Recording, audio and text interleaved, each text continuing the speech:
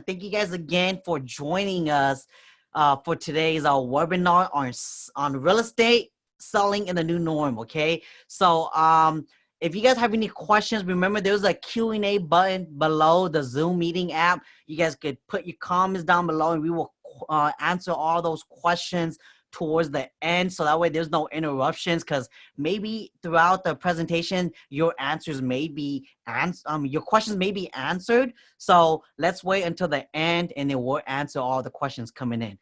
But without further ado, we will start. And while the presentation is going, okay, I want you guys to keep in mind these 4 topics that's going to be coming up in the next slide. These are going to be some of the main key points of this webinar, so that you guys could have a better understanding as to what is going on in the new norm right now as far as real estate. Okay, so we could go on to the next slide. So these are the 4 topics, okay? The most important is, are we still in a seller's market? And the next one is, are prices actually going down? Okay, if you are an owner, you put your home on the market today, is the prices, does it have to be going down in order for it to sell? And if you were to put your home on the market today in this new norm, how do you get top dollar for your home? And if you do get offers coming in, how do you actually pick the right offer for you and your family? Okay, so let's go on to the next slide. How we are going to determine what type of market we're in, Alex, is you got to look at data, okay? And because you can take my word for it, but what does it prove, right? So that's why we have data up on this point for you guys to look at. If you guys can see here, there's 1.6 months worth of inventory for May, okay? And what does that mean? That means that we have less than 2 months worth, okay? And a local expert will tell you that if you are under 6 months worth of inventory, you are considered a seller's market, meaning that the sellers have the advantage. And the vice versa of that is true too. If you have more than 6 months worth of inventory, you're considered a buyer's market, meaning you as a buyer have the advantage. Okay, so let's go on to the next slide. So hopefully that answered your question whether or not we're still in the seller's market or not. And yes, we are still in the seller's market. And if you did decide to put your home on the market today, okay, Allie, it would take you average about 20 days for it to go pending. That's pretty quick. If you really take a look at that, like for the month of April and May, that's been the average day a home takes for it to go pending. Okay, so that's really fast, and that's why inventory is so low. And because we are in a seller's market, meaning that the demand to buy a home is super high, that's why you're seeing these numbers right here. And if you are worried that you have to reduce the price of your home in order for it to sell, that is actually not the case, as you're going to see in a bit, because if you market your home correctly, Allie, as long as you speak to your agent about how to correctly put your home on the market and market it, you will be getting 99% of the asking price that you put your home on the market for. And these are all the data to support that right there. Okay, so let's go on to the next slide, so that way I could talk to you guys more about the prices. Okay, because a lot of people are asking me, Alex, that if I were to put my home on the market today, do I have to actually reduce the price to get it sold? Because I want to net the highest, right? Sellers, when they put their home on the market, they want to make the most profit, right? They want to make more than what they bought it for. And if you look at this chart right here, prices have actually increased about 0.7%. Okay, if you're going to the current month versus the previous month. But if you look at today's stats, okay, I put a box around a red colored box, so that way you guys could focus on just that column. If you look at that, the average sold price increased about almost 6%, okay? And we're not even halfway through the month of June yet. And active prices have been increased about 71%. That is huge. So if you ask me, and you look at this data, it tells me prices are not going down anytime soon, especially since there's still a huge demand for buyers right now.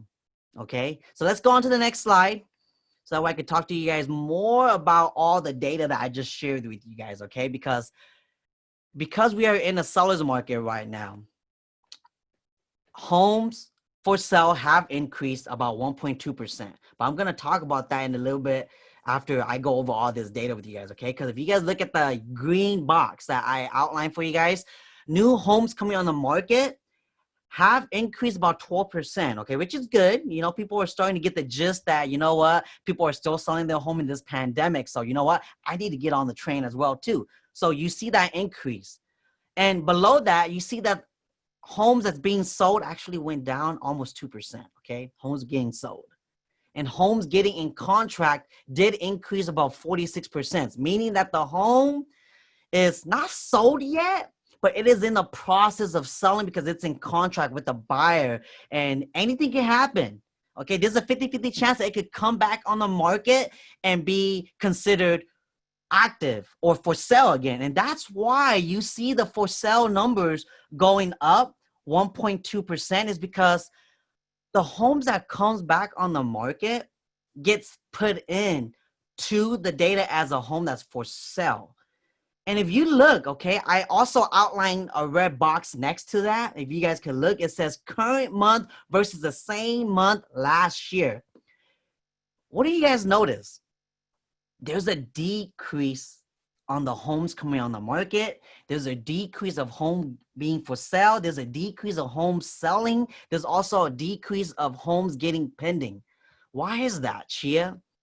Because we are in this pandemic and a lot of homeowners feel that they don't want to expose themselves to the virus. So they're afraid to put their home on the market because a lot of these sellers live in the home. So they're taking precautions for themselves and their family, okay? And so we want to prepare you guys that if you guys are considering putting your home on the market needs your home because we are in the super high demand right now. And if we are gonna remain like this, prices are gonna keep going up, okay? And if you're in the process of selling your home to buy another home, you're gonna be buying a home that's gonna be pretty high up there by the time everything is done and once everything normalizes, okay? So let's say you decide to put your home on the market today now, Alex, because you see all this and it makes sense and you're telling yourself, okay, I need to put my home on the market because homes are going quick within 20 days. What happens now? Like, how do I actually sell my home for top dollar? And what are the safety precautions about selling my home in this pandemic? Well, with that in mind, I'm going to have my teammate Michael Bain cover that topic. So that way you guys can have a better understanding of how to sell your home for top dollar and what you got to do to have a safety precaution measures when you do sell your home and market it to buyers. Okay, so without further ado, we're going to have Michael up to share his portion of this slide. All right, sounds good. Thanks for the introduction, Chia. And, once again, my name's Michael Bang with HP Real Estate. I've been with the company for a little bit over 5 years now. Without further ado, let's go ahead and jump into this. What I'm going to go over with you guys is the importance of having a marketing plan during this pandemic, and also some of the new showing protocol that agents, buyers, and even the sellers have to adhere to practice the safety guidelines and everything. Now, having a great marketing plan, it's definitely really important because, like Chia said, we are definitely still in a seller's market with high demand, low inventory, and it's a huge incentive for these buyers to purchase at this time because they're basically getting a home at a historic low interest rate. Now, with that in mind, it's still important because, homes that aren't marketed correctly and or priced correctly are still sitting on the market during this time. Now, what I'm going to go over with you is just a general marketing plan that we do for a majority of our sellers. Something that I hope that you get from this is, just to, like, whether you're planning to list your home this year or soon, or whether you're planning to do it yourself, it's important to ask your realtor what their marketing plan is for you to get you top dollar. Now, one of the very first things that we do would be the professional staging. And our ultimate goal with the professional staging is to help the buyers envision themselves living at your house with all of the furniture in place. Now, Alex, I'm sure at some point in your life you have went to go see the model homes at one of the new builds, and as soon as you walk in, you notice that it is been professionally staged from top to bottom, left to right, at every inch of the home, right? Now, as soon as you walked in, you probably felt like a warm feeling like you're at home, and that's basically what we are trying to replicate with the professional staging. Now, Heidi, something to kind of go hand in hand with the professional staging would be the professional photos. Now, I would say the main thing that sets a good photo and a bad photo apart would be the angles and the editing. And, you know, professional photos, it's really important, Angel, because, you know, nowadays, a lot of the buyers, when they're shopping for homes, the very first thing that they look at, whether it's on their phone or on their computer, is the photos. And our goal with the professional photos, you know, in addition to the staging, would be to capture the buyer's attention. So that way, Ali, they contact their realtor to go see your house. And once we get the staging and the photos out the way, then, you know, we would do our coming soon promotion. And with the coming soon promotion, our goal is to let everybody know that your home is coming on the market soon. That's this amount of beds, this amount of baths in this certain location. And our goal is to stir up interest for your home before it's even listed. And with the coming soon promotion, you know, we post it on all over our social media platforms like Instagram, Twitter, Facebook, even Craigslist, you know, because we want to let everybody know that your home is coming on the market. And, you know, like Chia said, we are in a super low inventory market. So when a buyer or even the agent sees that a home is coming on the market, that's exactly what they're looking for. They're going to get super excited and will probably even reach out to you to get an earlier showing. And something else that is becoming more popular as well is the 360 virtual tours and videography. Now, the 360 Matterport virtual tours is a really cool and innovative way for the buyer to see the layout of your home from the comfort of their own home. Now, the 360 virtual tours, the buyers are actually able to, you know, click around and move around the house, get a really good sense of the layout, and it's definitely become a lot more popular during this time, you know, because a lot of people are still scared to show their homes or even to still go outside or whatnot. And once we get all of the seller services out the way, then and your home is ready to be listed, then we would do our just listed promotion. And our just listed promotion, essentially the same thing as the coming soon promotion, you know, but we do spend a little bit more marketing dollars on it. And we definitely let everybody know that your home is, you know, just listed and it's ready to be shown. Now we're going to segue into some of the new showing protocol that the agents and buyers and sellers have to adhere to.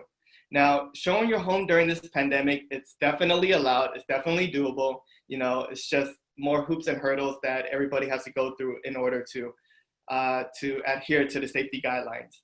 Now, something that is legally required is the coronavirus property entry advisory and declaration form. Now, I know it's a bit of a mouthful, so that's why we call it the P form, for the short acronym for it. And the P form, it's a legal document, needs to be signed by both the buying party and the agent that's showing the home.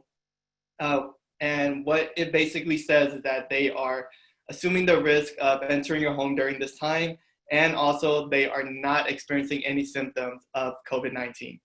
And in addition to the P form, we also ask for a lender pre-approval letter and or updated bank statements. Now, the main reason why we ask for this, Sean, is because, you know, we want to protect our sellers and we want to make sure that the buyer that is looking at your house is in fact qualified and ready to go as soon as they look at your house and fall in love with it. Now, this isn't required, like this isn't legally required, but it's mandatory for all of our listings, especially owner occupied homes. And with the bank statements, it goes it goes for both financing and the cash offers, because for financing, if they're putting like 50% on a $500,000 home, we want to make sure they have $250,000 in their account ready to go. And if they're a cash buyer for a $500,000 home, we want to make sure they have that money in their account ready to go as well, Alex. Now, once we get the necessary documents over, then we would send them a CBS code. And the CBS code, it stands for call before showing. And the CBS code, it's essentially a 7-digit code that the listing agent would implement in the realtor lockbox that they would use to get the key to access the home. And we do this mainly to protect our sellers at the end of the day, because we do not want anybody showing up to your house without a confirmed appointment and bothering you and your family. Because it's really surprising that even in this industry, there are people out there that do not follow directions word by word. So we want to make sure that nobody bothers you guys and shows up without a confirmed appointment, especially during this time. Now, let's say we get all of the necessary paperwork, they get the CBS code. Now they show up to your house and it's ready to be shown, right? Now, as soon as they get there, then the rules of entry should be posted on there by the listing agent on the front door. And the rules of entry, it's 1-2 documents that is basically reminding the buyers and the agents to, make sure you guys are practicing social distancing, staying 6 feet apart, making sure they are wearing face coverings, because that is required at the showings, and making sure that they are going to use hand sanitizer as soon as they walk in the door, or they can either wash their hands with soap and water. Now, shoe covers and gloves, it's not required, but we can definitely provide those just as an extra protection for our sellers. Because, shoe covers, we implemented those on our showings before this pandemic, because, we don't want people treading in dirt and dirtying your brand new floors or carpet. So we do that as an extra safety precaution already, but it's completely up to you. We also advise that there is only a total of 3 people. So 2 people from the buying party and the agent that's showing the home. Now, let's say if Uncle Bob or mom, dad, sister, or even a friend wants to tag along on a showing, give their opinion on the home as well, that's definitely doable. We would just have to have them added onto the PED form, making sure they sign it, and then sending that over when requesting the showing. Now, Alex, let's say your home is shown, you get 1 offer or even multiple offers. That's the most ideal situation that we want to get into, right? Now, I'm going to pass the spotlight on to my teammate, Jeremy, and he's going to go over with you guys how to navigate and negotiate the best offer for your situation. All right, thanks a lot, Michael. Hello, everyone. My name is Jeremy, and I'm going to go over navigating and negotiating the offer. All right, so one of the things that we're going to want to do, as Michael said, hopefully we have multiple offers at this point, is we're going to want to vet the buyers. So we want to make sure that they're motivated. We want to make sure that they're super qualified buyers. One of the things that we do is we make sure that they're pre-approved. Now in the post-quarantine era, at this point, we've already seen their pre-approval. We've already seen their proof of funds. So we know that they're very qualified buyers. But we also want to make sure that they have enough money for their down payment and for closing costs. So we want to be sure that, they're not, when we get close to close of escrow, that it's not a decision of buying groceries or buying a home. So once we verified all that, we also want to make sure that all the decision makers have seen the house, either virtually touring it or in person. So we don't want one decision maker going home, raving about your home, saying, it's the dream home, this is the one, and then, we get into contract and the other decision maker finally gets to see the home and they hate it. So we definitely don't want to put you as a seller in a situation like that where now they're backing out and we're having to relist your home. So in essence, we just want to be sure that the buyers are highly motivated and highly qualified to purchase your home. So next offer, or next slide. So now we want to vet the offer. And we're going to break down the differences between FHA, VA, and conventional and what that means for you as a seller. So each loan product comes with different expectations of you as a seller, and we're going to educate you on the differences. We also want to take a look at what they're asking for and why, so that the devil can definitely be in the details. Are they asking for you to pay all the closing costs? Are they asking for you to pay for a home warranty? Or are they even asking for you to pay for certain inspections? And assuming that you don't agree to the terms, well, then we'll guide you through how and when to counter these terms, and then hopefully we can negotiate something that works for both the buyer and the seller, and then we can move forward into the contract stage. So now we're in contract. Now what? So we're here to guide you through this. There's some very important timelines that are agreed to on the purchase agreement, on the offer, and they have to be met. And we're here to coordinate that. We're here to motivate the buyer's agent and make sure that everybody is doing exactly what they're supposed to be doing when they're supposed to be doing it. So one of the major milestones would be the earnest money deposit. They have 3 business days from the time that you accept their offer to submit that earnest money deposit with the title company. And that can be a major milestone because a lot of buyers can get cold feet during that time. And so we want to be sure, hopefully, the buyer that you've selected to accept their offer, hopefully they're not going to get cold feet at this point, but that's a major milestone. And then the buyers also have contingencies. They have an inspection, an appraisal, and a loan contingency, and they all have a certain amount of days that they're allowed to release these contingencies during the escrow process. So by default, the inspection and appraisal contingencies are 17 days, and the loan is 21 days. Now keep in mind, all these terms on the offer can be negotiated. So, at the end of the day, we're here to negotiate the best offer for you. Another important thing that you need to be aware of as seller are disclosures. So these are very, very, very important. We have a transfer disclosure statement and a seller's property questionnaire that allow you as the seller to put down any known material or significant items affecting the value or desirability of the property and help eliminate misunderstandings about the condition of the property. So that's very important. This is your opportunity to put down any known material or significant items that can affect the value of the property, and they have to be disclosed. So we don't want anybody to get sued, and we guide you through that entire process and make sure that everything's good to go. And at the end of this, if any of you are curious, we can definitely offer some blank disclosures for you to take a look at and go over. Now, another major milestone is a request for repairs. So after they've done all their inspections, if there's any items, anything that comes up with your house that they would like to get fixed, well then we have a process for that as well.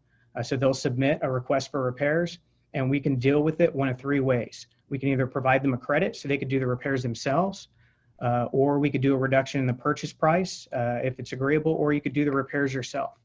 Or if it's on reasonable terms, you don't have to do anything. That's always something that we can negotiate. But at the end of the day, our job is to make sure that everybody's happy.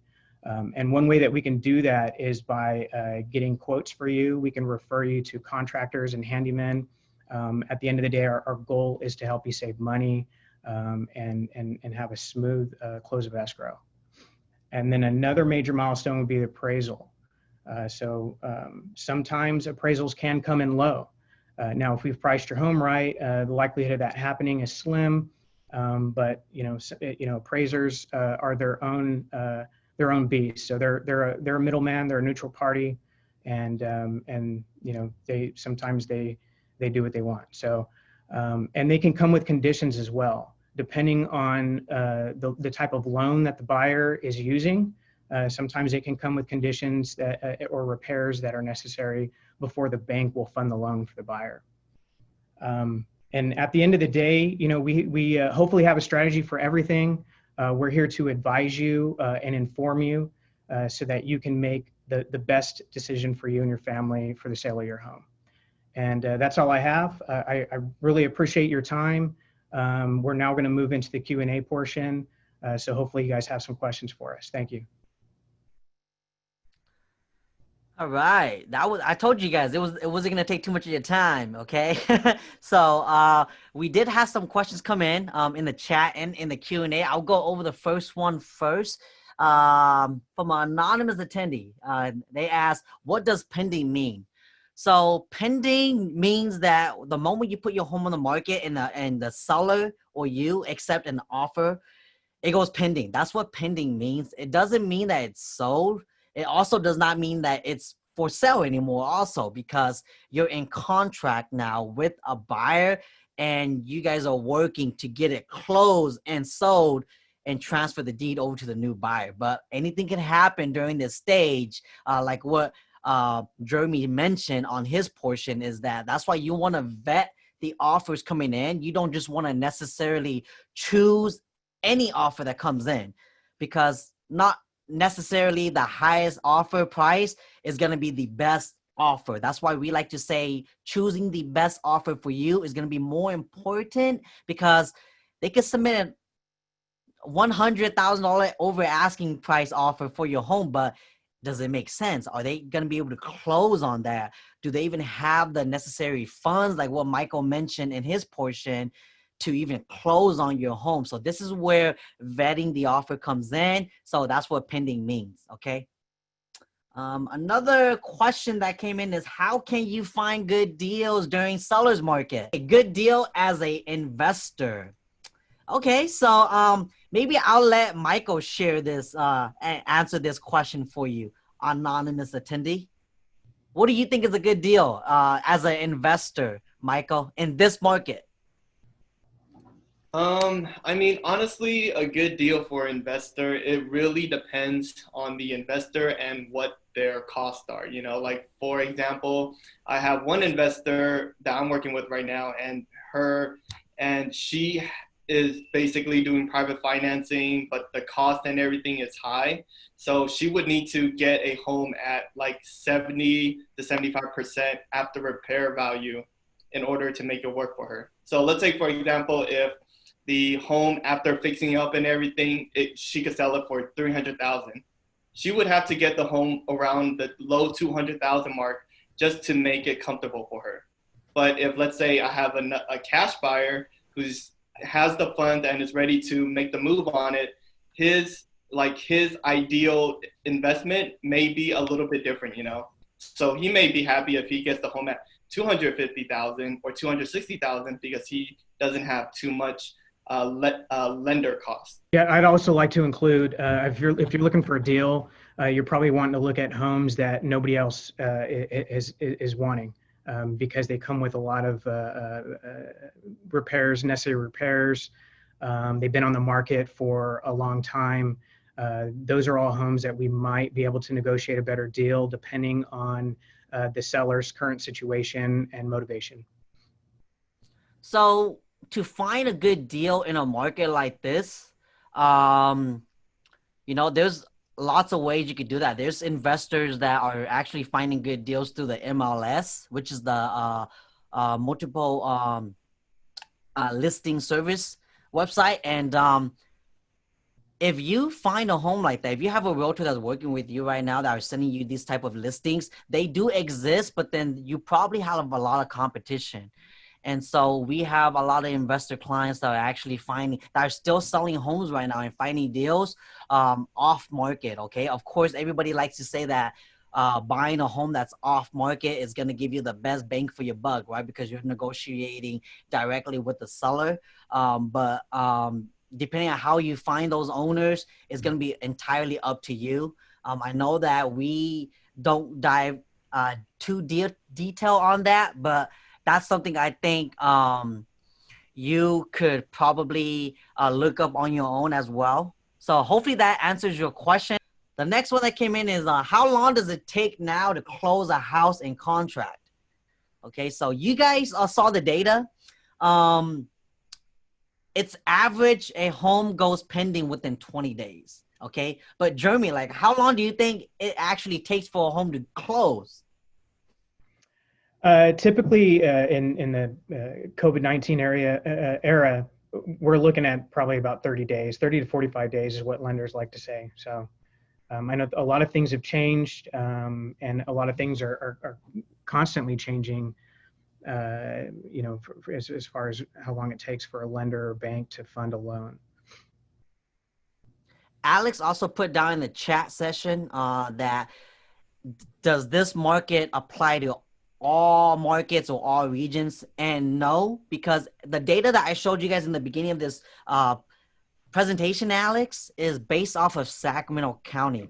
Obviously, since you're in Tracy, you're outside of that rim. So what I would recommend for you is that if you are actually thinking about selling in Tracy, then speak to a local expert, and they could give you a better, they could give you like more information similar to what we did here today and your market, okay? Because even a subdivision could be different just within that city. So I always like to say, speak to a local expert because they will know exactly what's going to cater to your home. And another question that came in is, any deals you closed lately when COVID started? Yes. A lot of homes that we've closed recently was when COVID started. And I will share with you a story about a particular buyer. We were actually in contract with a new build.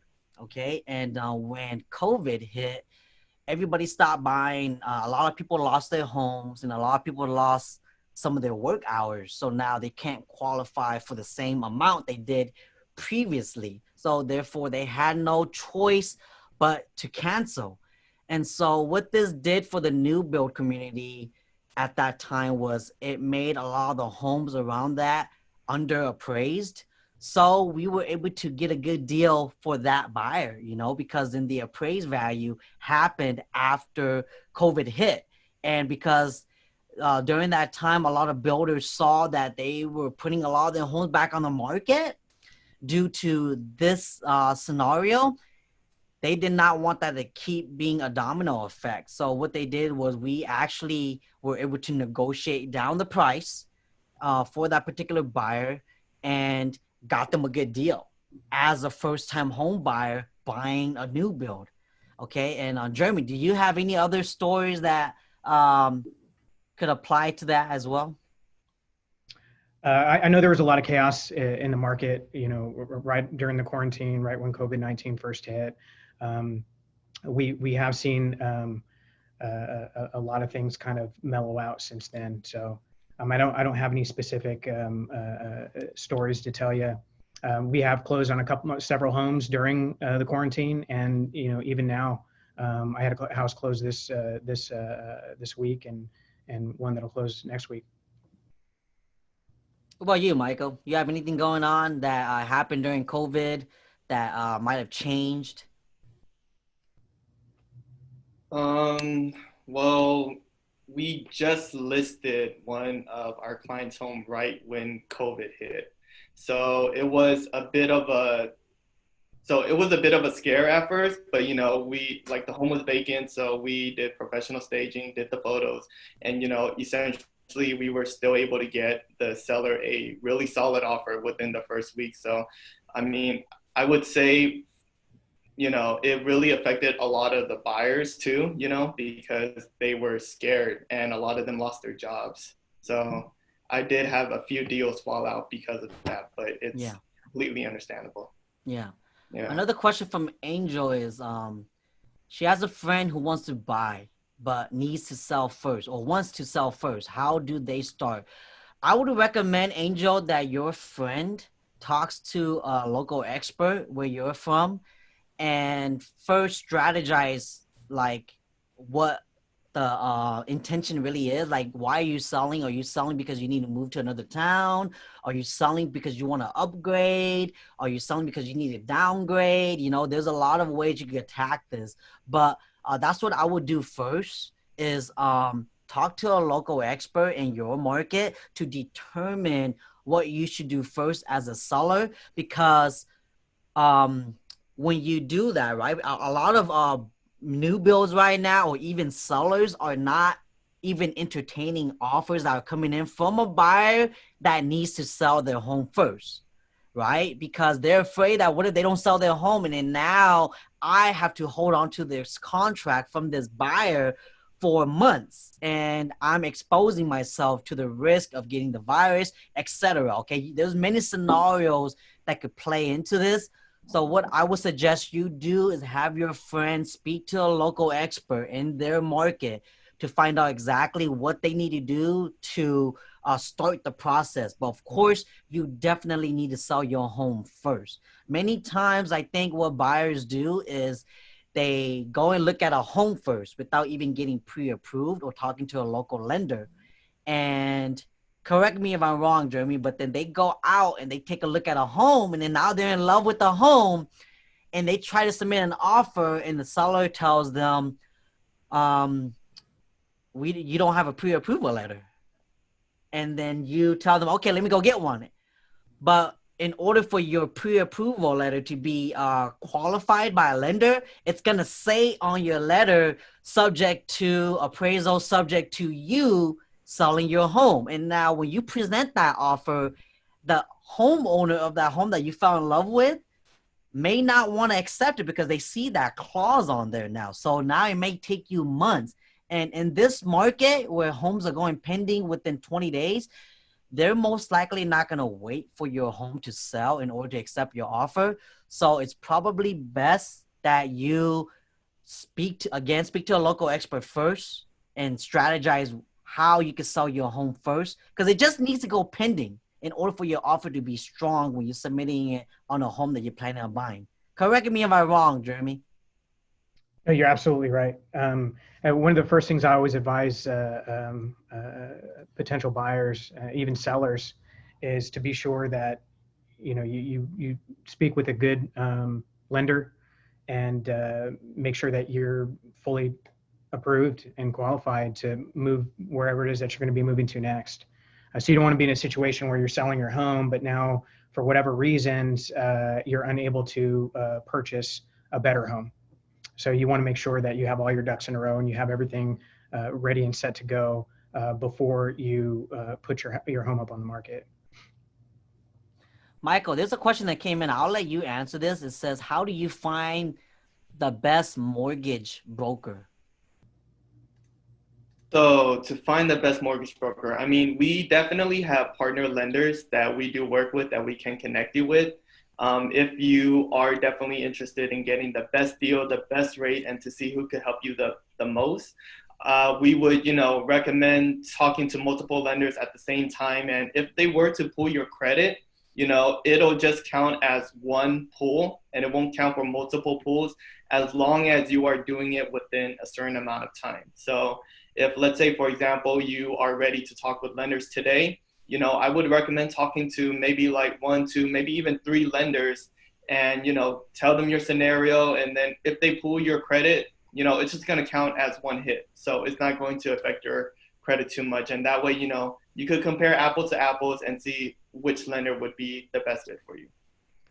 I would also like to add that when you are getting apples to apples comparison for a quote from multiple lenders, don't just pay attention to what you want to see, which is the rates. Because what's been going on lately is lenders are kind of putting in certain rates on qualification letters or quotes to kind of get their business. But then it's kind of hard to look at just that and not the overall picture and decide on a mortgage broker. So for example, mortgage broker A could give you a quote at 3% interest rate, but the closing cost is probably going to cost you $10,000 just for easy math. And then broker B may give you a rate at 4%, but then the fees to get that is probably going to be like maybe $5,000 to $7,000 instead. So really depending on your case by case scenario is going to also determine what type of quote you're going to get from a particular lender. That's why when Michael said that you tell them about your specific scenario is super important, meaning don't lie on your application. Don't make yourself sound too good. Be real, because they're going to find out when they do that credit pull. They're going to find out how much debt you owe every month, how much money you bring in every month, what your credit score is really like, how much you're willing to put down as a down payment.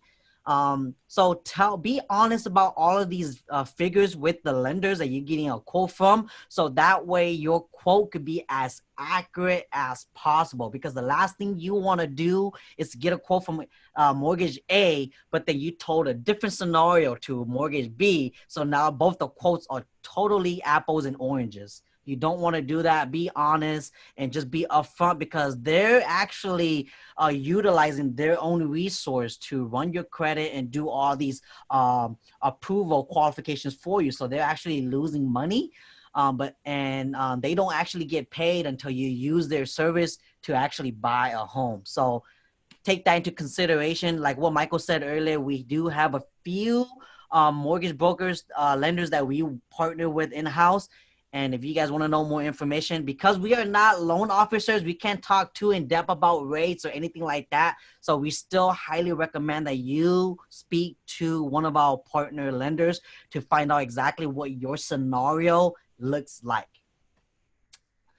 Another one, how much does pre-approval impact your credit score?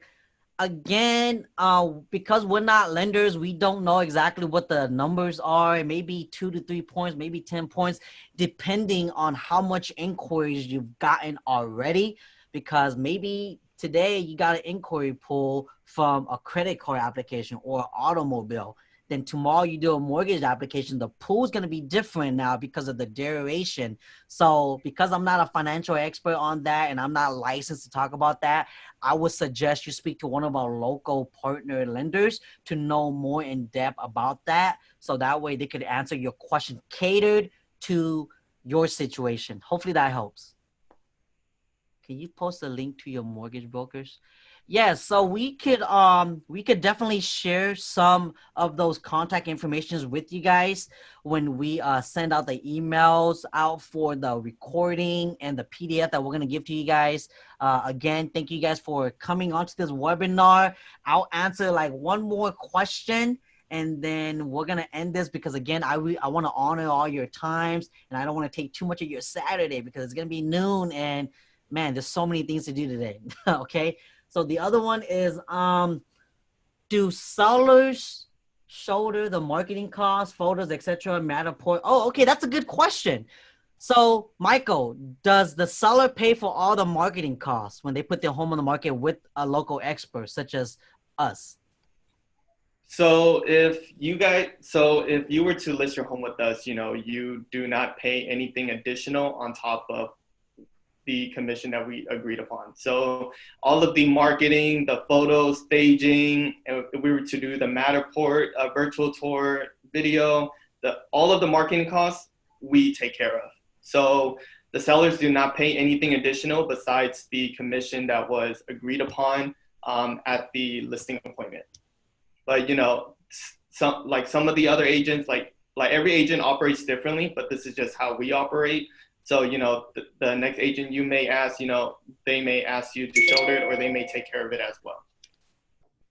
So it does depend on the company to answer that question, okay? So, but us personally at the HP Real Estate team, we do not charge for those fees. We actually pay for all that when we list your home on the market. So maybe I guess we'll answer this last question and we'll close. Will we be having a seminar again with the mortgage broker? Yeah, that's a potential. We will most likely probably have a mortgage broker on next time for our next webinar. So that way they can answer all your questions in depth, because since me, Jeremy, and Michael are not licensed loan officers, sorry, unfortunately, we can't answer any of those questions. But on our next ones, for sure, we will probably have a mortgage broker live with us as well. So that is going to be it for this webinar. Thank you guys so much again for joining us on a Saturday morning. Again, if you guys did register to Eventbrite, we have your emails. We will be sending out this recording to all you guys to rewatch and go back and get the information there. And we will be sending you guys all the information to the mortgage partners that we work with in-house in this PDF form, okay? But without further ado, we are going to be signing off, and I will see you guys in the next webinar. Thank you guys so much. All right, thank you. Thank you.